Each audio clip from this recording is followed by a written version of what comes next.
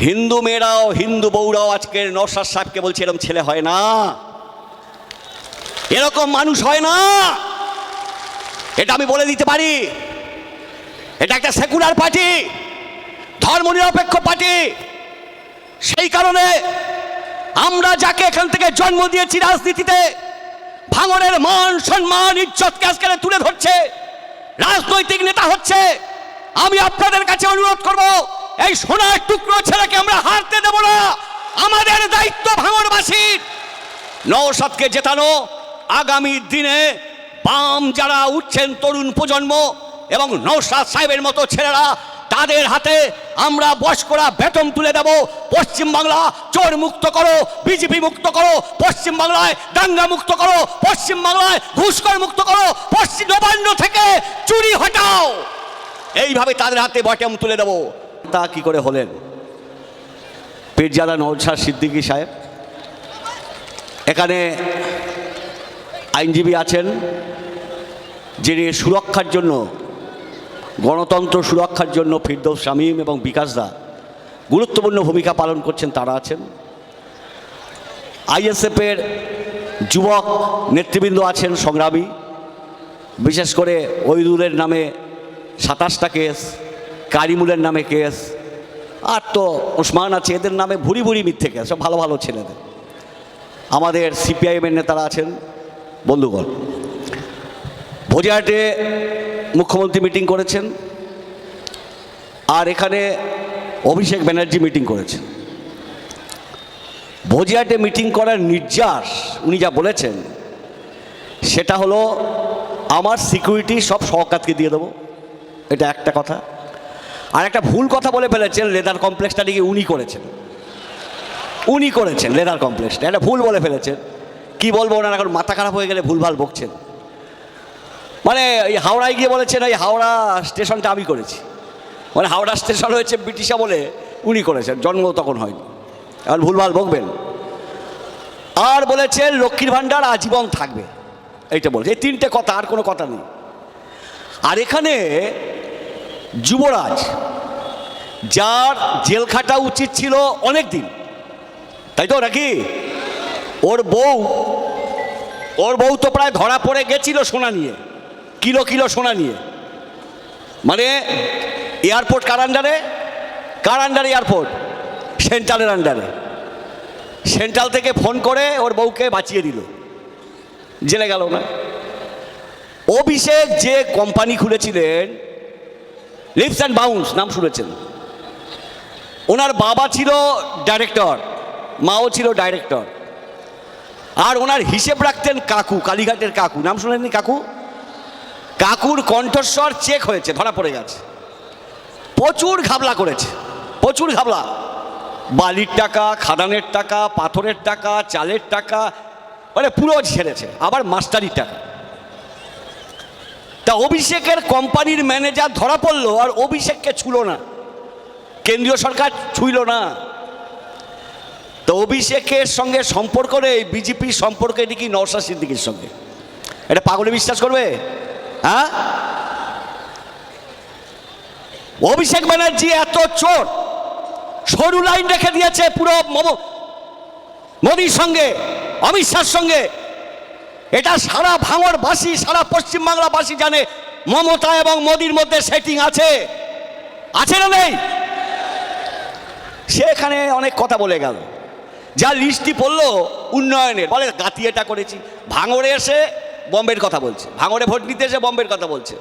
গাতি এইটা করেছি, পারগাতি এটা করেছি, ঈশ্বরীপুরে এটা করেছি, ওখানে জলের ট্যাঙ্ক করেছি, এইসব কথাবার্তা, এইসব বললো এত উন্নয়ন। আর শেষে আমার হাতে 50,000 ঘরের টাকা আছে, 50,000 আছে, 3 বছরে দেব।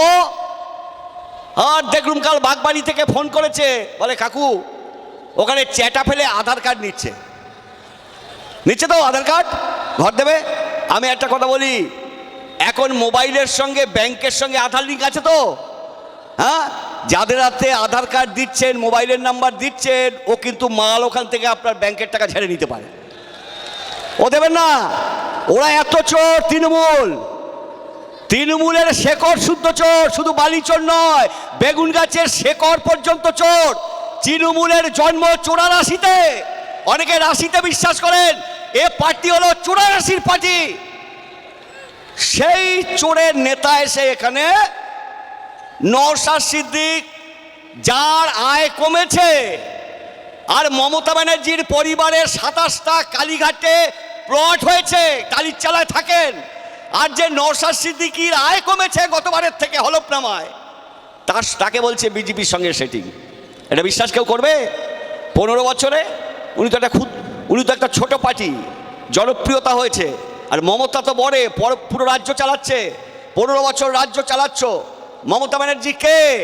মোদীকে ফুল পাঠিয়েছিল কে? আর কে অটল বিহারী বাজপেয়ীকে কে মালপোয়া খাইয়েছিল?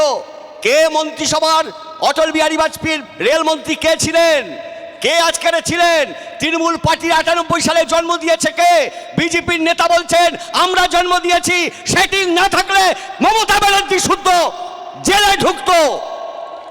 একবারও তাকে সিবিআই, এত চুরি কেলেঙ্কারি হচ্ছে, মাথায় আছেন মমতা, সিবিআই তাকে একবারও ডেকে হিয়ারিং করেনি।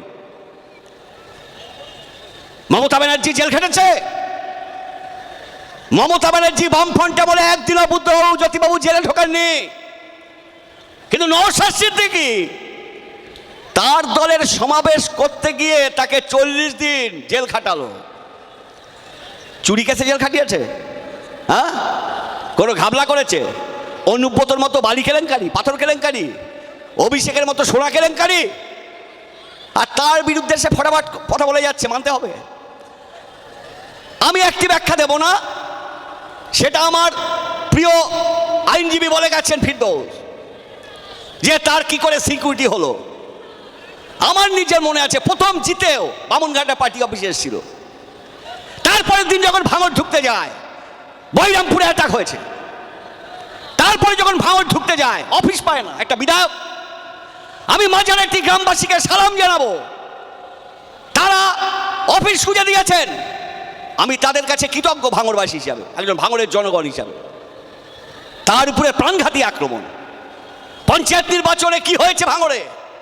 গণতন্ত্র রক্ষার জন্য এখানকার ছেলেমেয়েরা যেভাবে লড়াই করেছে, তা পশ্চিমবাংলার ইতিহাসে সংরক্ষণে লেখা থাকবে, শুধু ভোটাধিকার পঞ্চায়েতে দাঁড়ানোর জন্য। সেই লড়াকু নেতাকে তুমি জাতা বলে যাবে, আর ভাঙড়বাসী মেনে নেবে? ভাঙড়বাসী, নওশাদ সাহেব ও ভাঙড়বাসীর কাছে কৃতজ্ঞ, তাকে এখান থেকে জিতিয়েছিলেন। আমরাও কৃতজ্ঞ। আজকের তিনি ভাঙড়ের নেতা নন, তিনি আজকের সারা পশ্চিমবাংলার নেতা হয়ে উঠেছেন। যেখানেই যাচ্ছে লক্ষ লক্ষ মানুষ সাড়া দিচ্ছেন।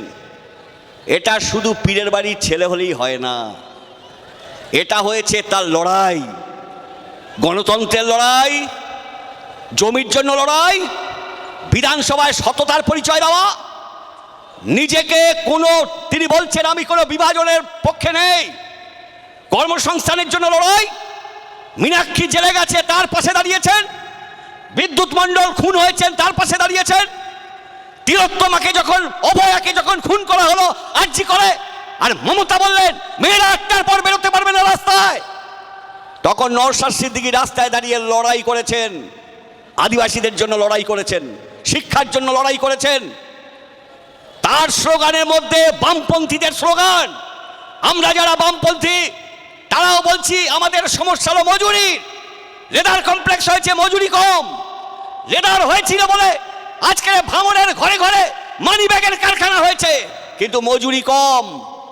উনি বলছেন মজুরি বাড়াতে হবে, বামপন্থীরা বলছে মজুরি কমে যাচ্ছে। 100 দিনের কাজ আজকে দেখলাম, আমরা ভাঙড় বলে লিখেছে। 100 দিনের কাজের ব্যাপারে নওশাদ সিদ্দিকী কোনো লড়াই করেছেন? আবার দেখলাম উনি একটা কেন্দ্রীয় সরকারকে চিঠি দিয়েছেন, সেইটাও এখানে। আমি বলছি 100 দিনের কাজ চালু হওয়ার জন্য মামলা করেছিলাম আমরা ক্ষেত মজুরি ইউনিয়ন। এই যে তৃণমূল কংগ্রেস এবং বিজেপি পশ্চিমবাংলায় তৃণমূল চুরি করে, কাটমানি করে 100 দিনের কাজ বন্ধ রেখেছিল, ক্ষেত মজুর ইউনিয়ন থেকে আমরা মামলা করে বাধ্য করেছিলাম এই কাজ চালু করবার, আমরাই করেছিলাম। মমতা বলেনি, মমতা কোর্টে যায় তোলাবাজদের বাঁচানোর জন্য। এখানে ফিরদৌস কেন বললো না আমি জানি না। রাজ্য সরকারের খরচা হয়েছে প্রায় 200 কোটি টাকা।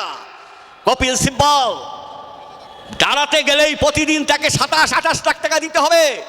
সারদার চোরদের বাঁচানোর জন্য, বালি চোরদের বাঁচানোর জন্য, পার্থকে বাঁচানোর জন্য, ঘুষখোরদের বাঁচানোর জন্য আপনার আমার টাকা ছেড়ে মমতা ব্যানার্জি ব্যয় করছে সুপ্রিম কোর্টে উকিল ধরে।